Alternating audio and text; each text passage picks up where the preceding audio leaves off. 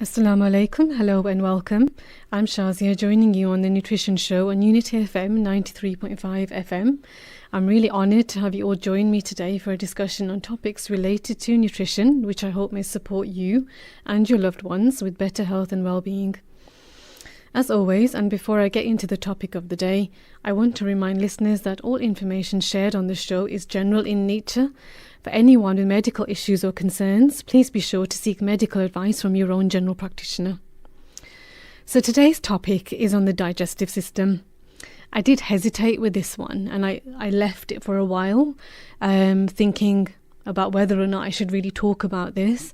But I did really feel that there was a need for this because from my understanding, if I can explain to someone if I can ask someone to do something and explain to them the reasons for why they're doing it, they're more likely to do it. Rather than me dictate a change and expect someone to do something without them understanding the need for it. So I guess that's my kind of reason for wanting to do this show today, eventually.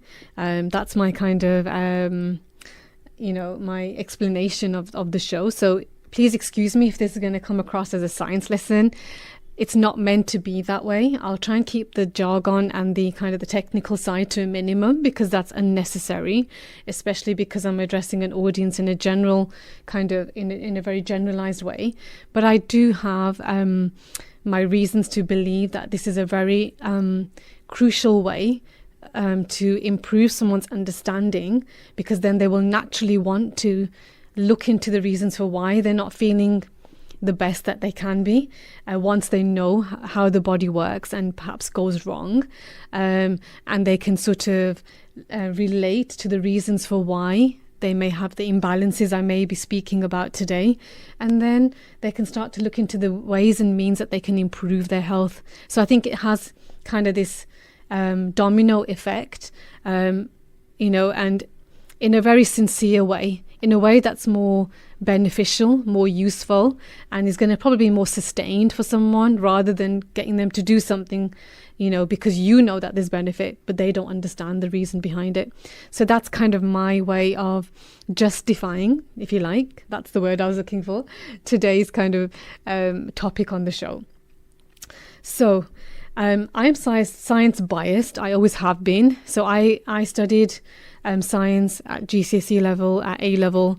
Then I went to university to do my pharmacy degree, and then I worked as a pharmacist for 14 or so years. And then I taught science as a private tutor up to GCSE level, and then I went into nutrition, which is all very science based as well. So you can see that my whole life has been kind of very much defined by the scientific kind of way of thinking, of applying change, of kind of monitoring effects. And I've seen a lot of benefits, so I want to be able to share the benefit that I've seen, and whilst highlighting the key kind of underlying mechanisms, if you like, the key underlying processes that go on to allow us to understand them and then to make that change, and to make that change on a longer term basis rather than pick something up and then say, okay, I'll do this for a while, and then afterwards I'm not in the place I wanted to be because I didn't quite get the full picture to begin with. So I'm going to try and keep it general and useful so people can understand how the digestive system works, what the body is doing, what happens when it's working well, what happens when it goes wrong, and what you can then do to try and put some of that right. Now, I want to make sure that what I'm going to be talking about does not in any way come across to you as medical advice, because even as a practitioner, I work with people on an individual basis once they've come to me with a diagnosis. So seeking medical advice for any medical concern, whether that be gastrointestinal related or otherwise, is always something that you should do. You should always have a thorough investigation, tests conducted, your blood's looked at, etc., etc. All the processes that the GP will actually kind of run to enable you to be in the best place for then your health to be managed also holistically, so by a naturopathic nutritionist or other holistic practitioner. So it's about having that basis where you've ruled out anything sinister that may require urgent medical attention. Then that allows you then to kind of seek out ways and means of building your own health from a naturopathic perspective as well. And what this does is it empowers you. It empowers you to understand your body, how it works, because I don't think, being ignorant is an excuse in this day and age. There are so many ways and means to learn. When I was teaching science from Key Stage 3 and 4, I was blown away by the free material that's out there that teaches kids about the basics of the human body, how it works. Short videos, jargon free. They're there for you to learn, to understand, and then you can teach your children this as well. So if you're a parent who's just had a child who's gone through GCSEs or perhaps Key Stage 3 exams or SATs, whatever it may be, you've probably already done this. So you probably think this is probably going to be a revision for you if you listen to the show. If not, then you'll realize that this is something that's really useful to know, because we all have a digestive system. It's working when we're not thinking about it. It's doing so much incredible work for us. I'm blown away every time I learn more about it. My learning's never stopped. The learning has become more and more advanced. It's become more and more extensive, and it just doesn't. The awe that I'm always in is just kind of always growing. It's kind of so amazing. Our bodies are they've been created by such an amazing creator that it just makes you realize how above us he is, and how just magnificent he is. If he can create this, what else has he created? It just strengthens your faith as well, because it makes you realize that we've been given this amazing amana, this trust that we should be looking after. We're going to be accountable for our bodies, whether we follow one faith or another. This is our body. This is a vehicle that we live in. We've only got the one vehicle that is going to be carrying us. We want to give it the best that we can give it within our means. So, I believe that that's where my passion for this particular show is coming from. So bear with me. I'll try to keep it as simple as possible. And like I say, everything that I'll discuss is going to be very general in nature. So as I've highlighted before, any concerns that you may have, please speak to your own medical practitioner. It's always important to do that, to discuss any concerns you have, so that you can move forward in making the health the best that you can make it. So the gut in and of itself, I'm going to refer to it as the gut because it's easier to say than the gastrointestinal tract. The gut in and of itself is what we can kind of define from the mouth on the one end to the anus on the other end. And you can kind of visualize it when you kind of open it out as a tube. So it's a very long tube, and there are junctions at which organs will connect to this tube to kind of do their bit to help us extract, first and foremost, nutrients from the food that we put into our mouth on the one end, and the waste material that we excrete on the other end. So everyone will know that the gut helps us to utilize the food that we put into our mouth to get the nutrients that we need, and it gets rid of the waste material that we no longer need, and that includes the food that we didn't digest or didn't need, and all the other waste products that are being produced in our body that need to be removed safely out of our body on the other side to detoxify us. So that is something that most people will understand. The gut itself, however, has far more functions that we're not going to talk about today, because these are topics in and of their own right. So it's got a function whereby it supports our immune health. So in one of my talks, I talked about how 70 to 80% of the immune system is actually residing in the gut itself. So there's a very close connection between the gut and the immune system. So we can actually look at a lot of our immune issues from a gut perspective. But again, this is a topic for another day. Also, the gut produces a lot of our neurotransmitters. So these are signaling molecules that are required in the body for various different things. So an example is serotonin, which is involved in our gut health as well as mood related sort of outcomes. So that's a very important one. And going back to one of the previous shows that I did on the gut microbiome, the gut's also home to a multitude of bugs. So bacteria, fungi, viruses, archaea, this is a home to a whole host, a whole community of bugs that have their own independent sort of contribution to our health. So if you haven't listened to that show, please do stay tuned. I'm sure that it'll play again at some stage. It's a really good show to listen to because it helps you to understand how our health is implicated from a gut perspective in a very sort of extensive way. So going back to the gut in terms of the food that we consume. So when I was teaching my Key Stage 3 students, my Key Stage 4 students, I asked them about, consuming a sandwich. So we've got a sandwich, we've got two pieces of slices of bread. We've got, I don't know whether it's chicken or whether it's cheese, whatever you've decided to go for, and the mayonnaise and whatever other toppings you've got on there. That's your macronutrient parcel, if you like. Now, when you actually take a sandwich, do we utilize it as a sandwich in its original form? No, we don't. We've got to process it. We've got to chew it down. It's got to be broken down. It's got to be broken down into the very simple units that each one of those food groups is made of. So the bread is broken down into is a carbohydrate. It's broken down into glucose molecules before it's absorbed. The chicken is a protein source broken down into amino acids before it's absorbed. And if you've got mayonnaise in there, you've got a bit of fat in there. That's going to be broken down into the individual fatty acid components before they're absorbed. So the sandwich in and of itself isn't going to be utilized as it appears in the packet. It's got to be processed. So our body, our gut, is the mechanism, the kind of the conveyor belt, if you like, that processes what's coming in, utilizes what it needs, and then it gets rid of the rest. So this is what the gut is doing from a nutritional perspective. Now, digestion, you can say, on a very kind of general kind of nature, that begins in the mouth. So what do I mean by digestion beginning in the mouth? Well, you're going to be chewing that food.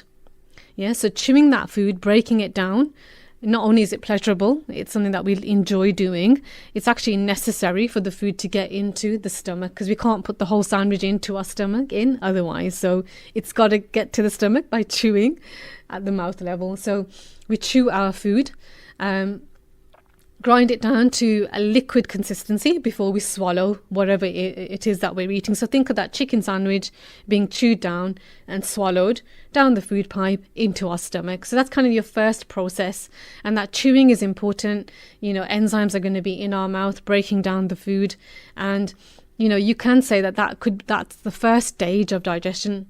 There are thought processes that actually the thinking of food, the smelling of food, being in the presence of food, that is where digestion really begins because you're already preparing your body to receive that food. Yeah, so you can go a stage further and say that. But from a kind of technical perspective, let's start with the mouth as being the initial kind of place where digestion begins. So you've chewed that chicken sandwich, it's liquidized, it's now gone down the food pipe into your stomach. Now, the stomach is like a mechanical bag. It's churning that food that you've actually now got in a sort of liquidized state, semi-liquidized state, and it's churning it even more. So it's kind of having that kind of, it's facilitating the liquidation of that food to then pass it on to the next stage of the digestive tract. Now, the stomach is an amazing organ in and of itself in that the acid pH in the stomach is very strong. I mean, you wouldn't want that acid anywhere else. So it's equivalent to, I believe, battery acid. So it's very, very strong. And now it's going to have the role of not just churning that food even more before passing it on to the next part of the gut for digestion.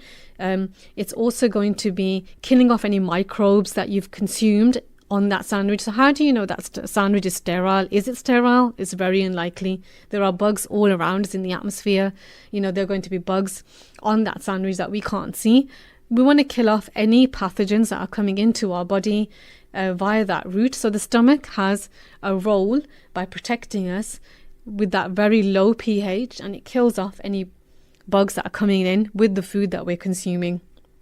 So it has this kind of dual functionality, and it will start to digest proteins as well. So, if you've consumed that chicken, you've had some cheese, you've had some nuts and seeds, whatever it may be, some of that digestion will now be happening in the stomach.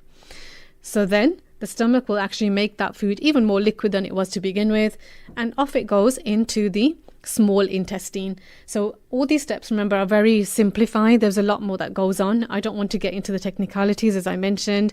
I just want to give you an overview of what is going on every time you eat. We're not thinking of this. We're just kind of getting on with our day. We take this process for granted. But actually, when you think about it, when you know what's going on, you'll start to appreciate it more. And then we get the food now in a liquidized state, being neutralized and being passed into the small intestine. So the small intestine now is where absorption takes place. So at this stage, the food now should have been broken down into the basic units for absorption. So as I mentioned, carbohydrates into glucose molecules, proteins into amino acids, and fats into their fatty acids and glycerol. So this is where we need to get the food moving from the outside of the body, which is what the gut is. It's on the outside, into our bloodstream. And this is where we get the absorption happening. And how this happens is we have got these finger-like structures called villi. You don't need to worry about what that means right now. But these villi, these finger-like projections that line the inside of the gut, help with the absorption of these nutrients across the gut into the bloodstream. So think about your hand. If you wave your fingers about on an open hand, you can see how that will increase the surface area for absorption, and compare that to a hand that's made into a fist. You can see there isn't a lot of area that the food can actually be absorbed over.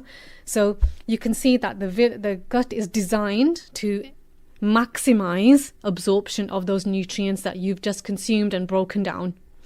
Now this happens every time we're eating. This is the process that is going on. So the food crosses those villi across the bloodstream, cross over into the bloodstream, and then that will be then transported, ready to get to the different sites it needs to go to. Now, the liver is going to be absolutely key here, because the liver is going to be supporting us with, putting into that kind of mixture enzymes that we need to break this food down. The bile that is concentrated in the gallbladder will also be necessary here. If you think of bile as washing up liquid that we use in the kitchen when we are washing greasy plates, so if you try to wash a greasy plate that's perhaps got some butter on there from a meal that you've had in cold water, are you going to get that plate clean? Unlikely. You're going to have a hard time cleaning that plate. If you're using some washing up liquid, whatever you may use, and then you're washing that plate down, that fat is broken down into tiny little particles and then is washed away. This process is called emulsification. You don't need to worry about the terminology. What it means is that the fat is broken down into tiny little particles, and then it can be in the situation of washing the plate, washed away effectively and not clogging up your sink. But in terms of the body, that bile is acting as that washing up liquid to break our fats down that we've consumed. So that mayonnaise that you might have had on your chicken sandwich, whether it was the butter that you had, on the bread that you consumed, whatever fat that you've consumed, that's going to be broken down into tiny particles and then absorbed into the body. So that's how the liver and the bile from the gallbladder are going to help support that digestive process. So then the food's going to be moved, the whatever is remaining now is going to be moved along the small intestine into the large intestine. And this is where, as I mentioned before on a previous show, we've got the gut microbiome. So this is that microbe community that supports us with health in such an amazing way. that's where they are. So this lump that is remaining now is being moved across into the large intestine. This is where water absorption takes place. So the body extracts the water from the material now that's left in the gut. And then we were left with the waste now from the food that we didn't need, as well as the body tipping in all the other rubbish that it's not requiring from breakdown processes, from detoxification, all the other chemical reactions that are happening in our body day in, day out. And we're left with this mass now that is now ready for storage in the rectum, which is at the back passage. And then we will actually get rid of this when we defecate, which is a technical term for passing a stool, or, getting rid of a waste material that we also call poo on a day-to-day basis. So this is kind of the general basic way that the digestive system utilizes the sandwich or the food, whatever we've consumed, breaks it down and allows us to extract nutrients whilst creating a mass that is no longer then needed once water has been extracted, ready for removal through the body through the back passage. So this is kind of the general way it works. So you can see that it's not a case of I eat my sandwich, I get the nutrients and out it goes. The whole load of processes, whole load of chemicals are used. There's mechanical things that are going on. There's chemical things that are going on. It's a complex process, very controlled, very intricate, in the sense of when things go wrong, you can see that there was a process that was involved. And this is where we start to understand what goes on to help us to then fix what's gone wrong, so we can put measures in place and try and improve our health that way. So if you understand the process, you can then work out why things might not be working so well. I'm going to talk a little bit about that later on, again, from a very general perspective. So it's not diagnosing anyone, it's not kind of pointing at any particular thing, it's kind of educating the person who's listening to look into their own health. Like I said, there's so much information out there at a very basic level.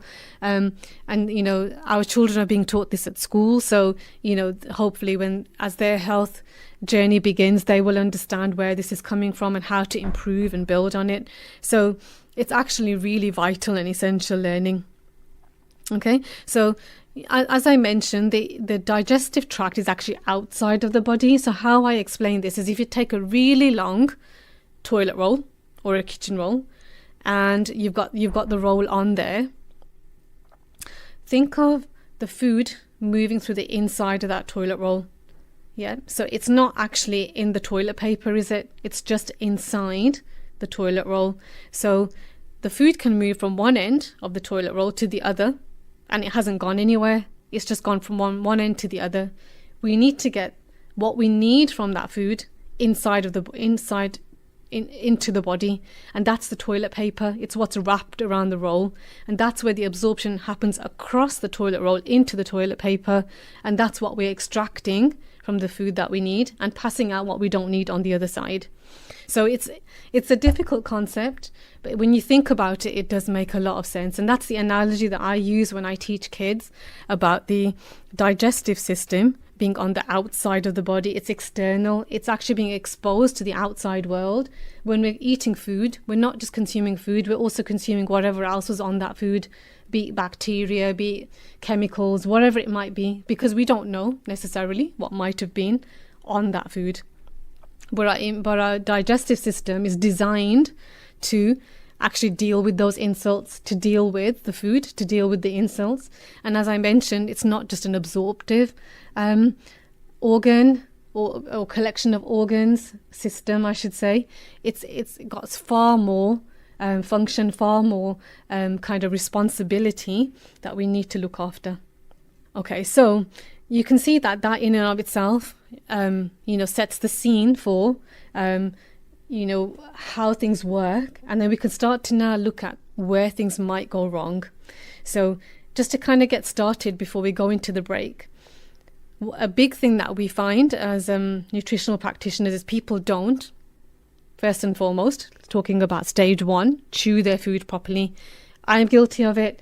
Try chewing a carrot 22 times and see how patient you are. I can't do it. That's why I smoothie my carrots. But if you can, kudos to you, because that is such an achievement. You need to chew your food until it's as liquid as you can get it. Now, digestion of carbohydrates will actually begin in the mouth. So if you chew bread long enough, you will taste the sweetness of the bread. So bread really shouldn't be sweet, right? But because bread is made of carbohydrates, therefore made of glucose, glucose is sweet. If enough digestion has happened in the mouth, you will taste that bread with a sweet taste, because you've already broken down that bread to the glucose stage. So you should actually be tasting bread, really, if you're chewing food well, and your carrots should be liquefied before you swallow them. So we're all guilty of it. We're all busy. We haven't got time. We're gulping our food down. It's going down half structured compared to the way that we brought it. We actually kind of retrieved it off the shelf. We're all guilty of it, and that's what you need to kind of start focusing on, because it's where it's all starting. Now, if you're not giving your digestive system the best support at the level of the mouth by chewing well, your stomach has to work harder now to digest that food. It has to work that extra harder compared to if you had given it food that was really well chewed. So think about the impact that you're having on all the other organs as that food is passing through, because you didn't chew your food so well. So that's a really key point. Okay, so chewing is really, really important. Now, we're all stressed. When we're stressed, we can't digest food.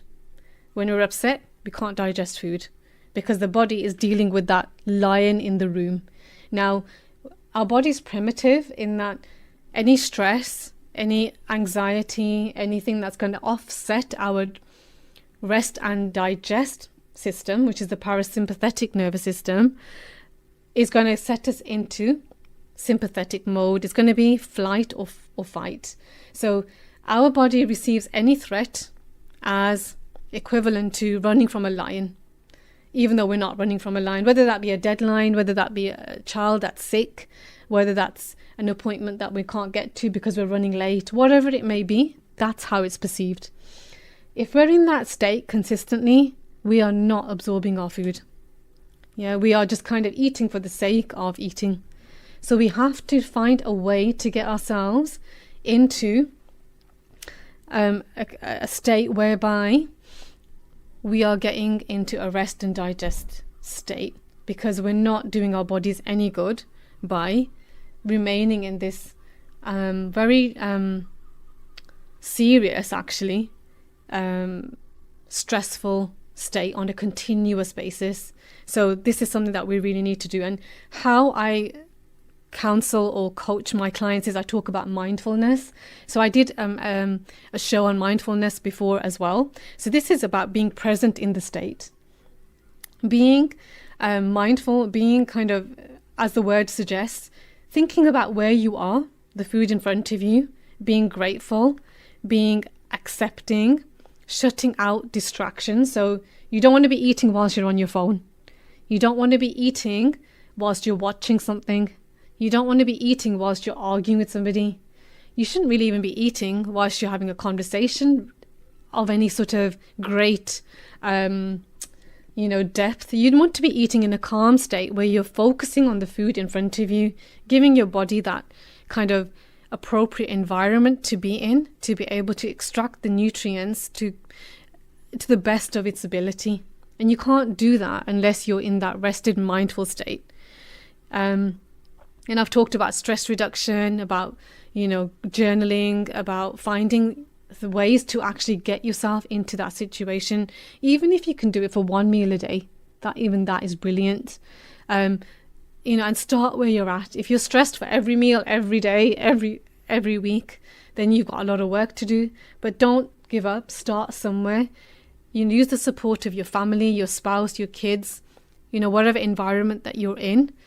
Speak to your boss at work if you're stressed out, because this is not going to do them any good. Because if you're taking sick days, that's not a win situation at all.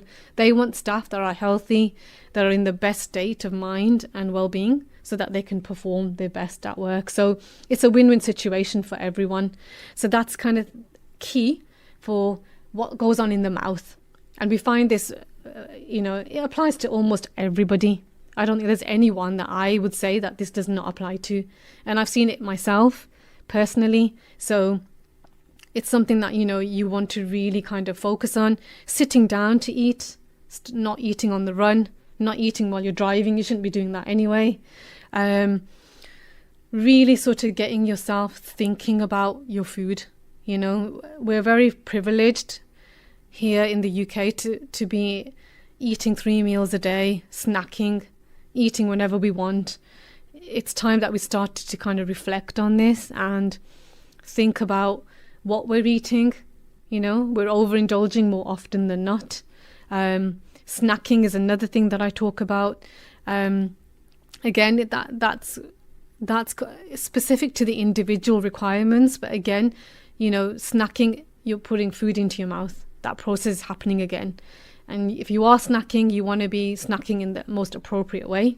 But you want your body to be functioning to its best. And I'm going to talk a little bit more about how we can do that. It's not an easy thing to do, but it's certainly one that will benefit individuals, from my experience, on a really high level. So I think it's something that's really worth looking into. I hope this wasn't too much of a sciencey kind of lecture show. My aim is, like I said, to educate and empower, and I truly believe that this is a really good one to take on board for your own learning, for your own development, and then looking at your own health. I always start work on the gut when I work with someone in my clinic, so it's just a no-brainer. Everyone should have that basic knowledge of gut function, because it'll help you, whatever condition, whatever imbalance, whatever dis-ease you're going through, it'll help you individually. Please stay tuned, as I hope to dive into more after the break. So you're listening to me, Shazia, on the Nutrition Show on Unity FM 93.5 FM. Back with you shortly. Assalamu alaikum and welcome back to the Nutrition Show. You're joining me, Shazia, on Unity FM 93.5 FM. Before the break, I was talking about the digestive system, the kind of the way it's laid out and the function that each of the organs have, very, very briefly. And I started to also mention the issues that I see as a nutritional therapist, a nutritional practitioner in my practice, when things aren't working so well with people, and the things that I will start to investigate and put right to enable that client then to, get on their journey to improving their health. And I mentioned that the gut is always going to be one of the main areas that I focus on initially, because that's where it all begins. If you think about things that go wrong, everything that's coming into our body, it's coming into our body through our gut. So it makes sense that, we focus on the gut and then work on other systems as things start to improve at the gut level.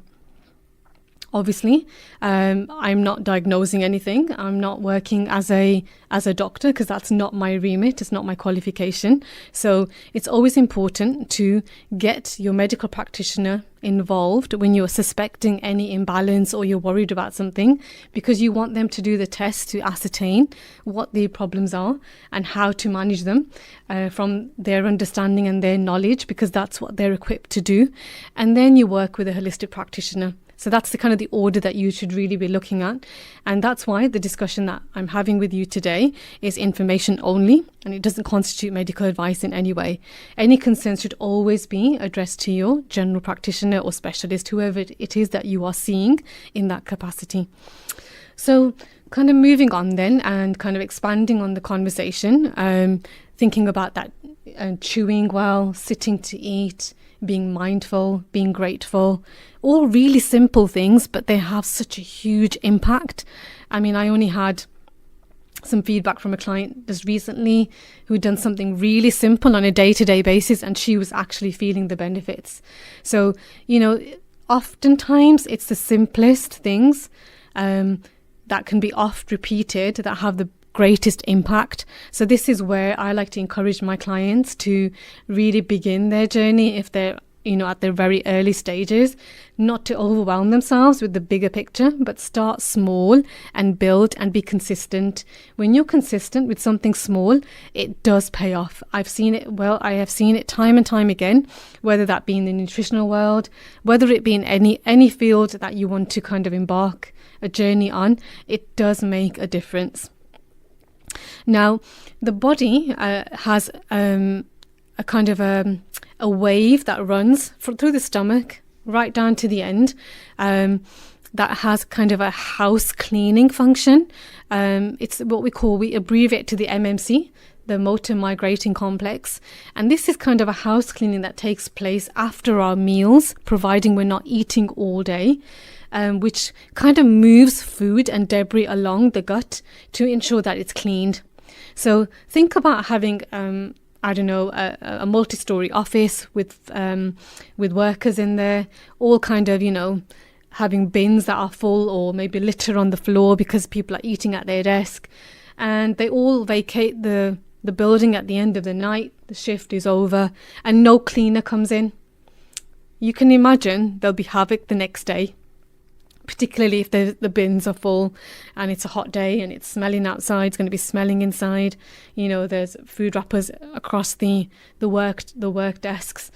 You can imagine that it can create havoc. Likewise, if we're always eating and not allowing our body that kind of wave, that peristaltic wave that takes place through the body, from the stomach down to the very end, to actually do its function, we're going to find that we're going to have pockets of food or debris that accumulate, and that can lead to problems. So we want this MMC wave to be working. People who are eating all day long, this is going to be less likely to happen. So this is where I tell my clients that if you've got a rumbling stomach and you've gone from one meal to the next without snacking, you've done very well, because that MMC is likely to be working. So that's the ideal situation. There are, however, and this is really important to note, people who need to snack.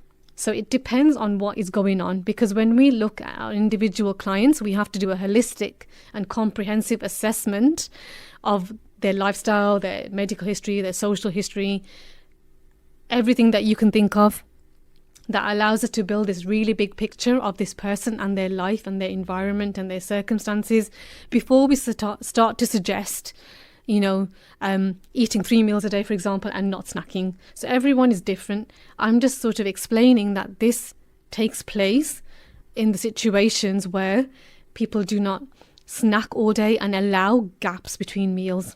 Yeah, so some people will eat 1 meal a day and they're perfectly fine. Some people will eat 2 meals a day and their bodies are functioning perfectly.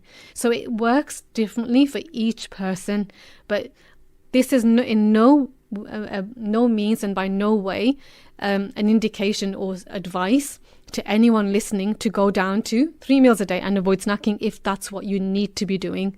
You have to work with a practitioner who will advise you whether or not snacking is the best way forward, how to do it, when not to do it, and how your body will function, by trial and error. We have to kind of see how things work many a times on a longer term basis. But I just want to put that in there. So if you look into this and you come across the MMC, now you'll know what it is. Okay, so that's really important to know.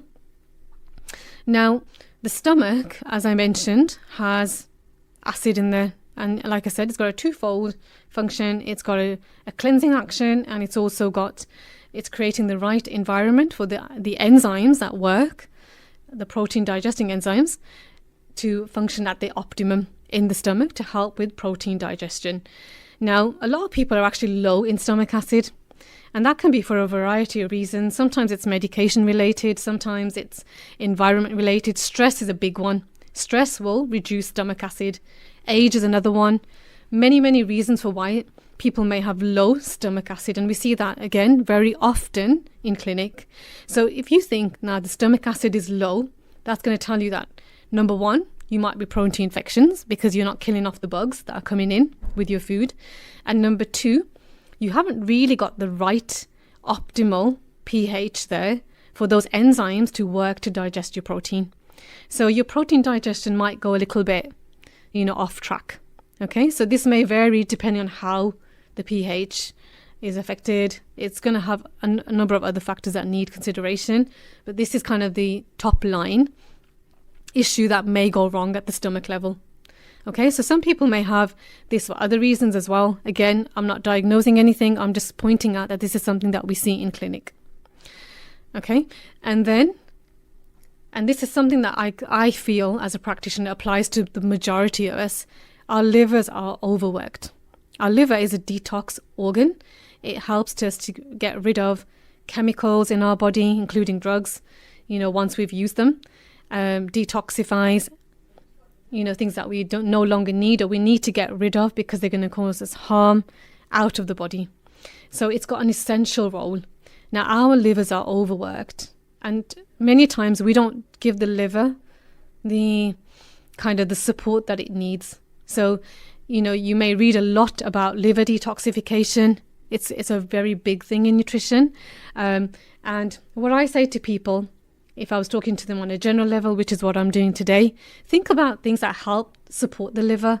And a very easy one, and we've all got it in South Asian homes, sitting in our cupboards, the golden spice, turmeric. Utilize turmeric. It's going to help your liver. It's going to help other things as well. It's going to help your liver. Think about, supporting the liver in all that work it's doing day in and day out. Obviously, there's a lot more that can be done. I don't need to go into the detail today because that's unnecessary, but it's something that people need to understand, that our liver is working incredibly hard and we are not really, the majority of us, giving it the support it needs. Some of us are actually causing liver damage by certain habits and practices, and when you start to read into this, you'll find out what they are. But support your liver. We need the liver functioning well and healthy to enable our digestion to be, to the best that it can be. We want it to be supporting us with, extracting the nutrients in the best possible way. Likewise, our gallbladder that stores the bile that's produced by the liver, that can also be dysfunctional. Some of us have had our gallbladder removed. And again, I spoke with a guest not long ago on radio to talk about what could be the issues that these people face and what can be done to help them from a nutritional perspective.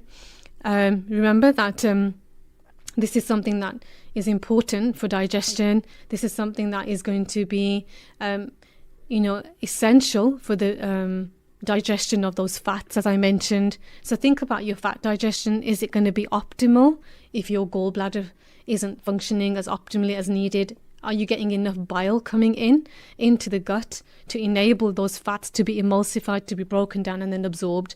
And, people will see fats in their stool because they're not being absorbed. And how will you know that? The stool can float, or you'll get an oily layer in the toilet pan. Not to be graphic, and I hope you're not having your lunch while you're listening to me, but this is something that we can pick up from our clients. So this could be one reason why you may be seeing those changes in your stool. Again, always best to speak to your doctor first and exclude anything, from their level of understanding, and then work with a practitioner with the diagnosis that you have. So this is something that is really essential. So again, looking at ways to increase bile production, increasing bile, availability is really essential, particularly if you don't have a gallbladder. These are all keys that we need to kind of consider and look at when we're looking at gut health and gut digestive function in and of itself. Think about bitter foods. So I oftentimes encourage my clients to have some lemon water in the morning, first thing, to get their digestive system going. Other bitters like ginger, you can use fennel, you can use cinnamon, rocket as a starter salad, apple cider vinegar if you're not sort of keen on other ways to kind of get your bitters in. It tastes great as well, using it on as a salad dressing. Really great ways to help the digestive system function well, help with the digestive processes. These are all things that you can do readily and easily to support your own body. Ensuring that you're consuming foods where, and obviously again this is going to be individual, where you're kind of meeting your fiber requirements is also key. Constipation is a very big problem in nutrition. People think that going to the toilet to pass a stool once every 3 days is normal. That would not be normal unless there was another underlying reason for why that's the case. So if there's a medical problem going on, structural issue, I can understand that that may be different. And again, this is not diagnostic. This is to encourage people who are generally healthy that you should be having at least one bowel movement a day. Remember, your bowel movement should be happening to get rid of the waste that you do not want sitting around, festering in your body. You want it out as soon as possible, and you should be having at least one bowel motion every day. 2 to 3 is normal. So, for some people, you'll have a bowel motion after you've had a meal. So that's normal as well. In nutrition, we use the Bristol stool chart, so you can look this up. And this helps us to identify the types of stool our client is producing. We talk a lot about poo. It's so informative of someone's health, the type of poo, how often you go, the colour, the odour, the behaviour in the pan. If you've never looked at your poo, I advise you, and this is no joke, and this is not a laughing matter, to look at your poo, because it will give you so much information about your health. And then you can use this with a practitioner, the information that you found, and work on improving your gut health, because it's possible to do this from your poo. I mean, we do a lot of stool testing in nutrition, far more comprehensive than the ones that your GP will do. So we can look at more markers, including inflammation, digestive capacity, we can look at things like the types of bacteria that you have in your gut. We can look at whether you've got any parasites. Or again, working alongside your practitioner, these tests are available. Obviously, talk to your practitioner to get the best test if you do decide to test, because they're not cheap, but they are something that is offered when you work with a nutritionist. Really helpful, very informative. We get a lot of data from these tests. Again, support us with helping you with gut function. Now, for those people who've been suffering from gut health issues for a very, very long time, and they've done lots to kind of make changes from their doctor's side, from their individual practitioner's side, this could be a really good way to kind of pick up more data that maybe, hasn't been obvious elsewhere. So these are really useful things that you can, do in addition to working on your diet, using your medication, etc., and incorporating them to actually get your health moving forward from that perspective. The gut in and of itself is doing a miraculous job day in, day out. And it's our role to be mindful of that, to help support our gut. And, a lot of that is down to what we don't put in our gut. So if in your education that particular foods are going to cause havoc in your gut, then it's up to us to control the entry of those foods into our body, because we have control on that. If we're free individuals in a country where food is ample, it's available, which many of us are fortunate and blessed to have, then we need to be able to use that privilege to control what we put into our mouth. We have that power in our hands. We can change so much. Obviously, we can't change everything. There are going to be things that are beyond our control, and that's fine. Those are a given. But for what we can change, why would you not want to know this information, to look into it, see what is going awry maybe for you, for your family, for those that you influence, and support them by little changes that you can make. Obviously, the bigger changes you should work with a practitioner. And like I said, always build that foundation first by speaking to your GP, because they will be the one who'll be diagnosing any medical problems that you may have, which could potentially be present. You want to use all of that information together, combine it, and get the best out of that data that you've retrieved. I believe that you should need to take the best out of everything that comes your way. And you should seek alternatives. Don't just kind of fixate onto one method, one way, and ignore everything else. I think that's a mistake. I think look at the broader picture. Take the best of each of the avenues. Work with practitioners, work with them to get the best out of the information that's available. Many times it's conflicting. Many times it can be problematic. Just because it's natural health, it doesn't mean it's safe. it means that it's there for you. You can do more. You know, there is more to our bodies than just kind of popping supplements or popping pills. We need to kind of take a very broad and comprehensive view of our health, because our bodies are very complex. They do not function like a switch. There's a whole process that goes on and is going on as we speak. Hundreds and thousands of processes. And, you know, we are providing the tools for those processes. So if those ingredients are missing, our recipe is not going to work out. So you need to be able to provide the body the tools it needs, which it can't obtain itself, so that it can do the best for you, for yourself, you know, for all the things that you want to do. You know, you want to live that long, healthy, fulfilling life. You know, there's no reason why you can't age gracefully and do the things that you did maybe in your 30s when you're 50. No reason. You might want to tone it down, obviously. You might want to, you know, realign things, but these are just excuses that we bring for ourselves. You know, you want to live the fullest life, and this is how you're going to do it, by understanding how the body works. You don't have to be a scientist, you don't have to be a doctor, you don't have to be a pharmacist or a nutritionist. Everyone has some capacity to learn and you know, utilize this data, this information at the level that you're comfortable with. And obviously for those of you who want to go higher, that's available as well. But, you know, you've got to start somewhere, and I believe everyone can do this. Whatever language you speak, whatever ability you're at, whatever age you're at, I believe with conviction that everyone can make change positive for themselves and for their families. So I think I've gone on quite a bit today.